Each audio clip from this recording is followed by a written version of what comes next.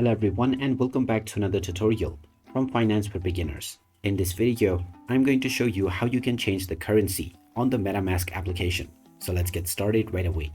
First of all, open up the MetaMask wallet app on your device and make sure that you are logged in using your credentials or your seed phrase. Once you are inside your account page, you can start sending or receiving crypto right away. Now, right at the home page, if you tap on the eye icon to reveal the amount that you have, then it will be shown using the default currency. If you wish to change this, just tap on the gear icon at the bottom right corner and then tap on General.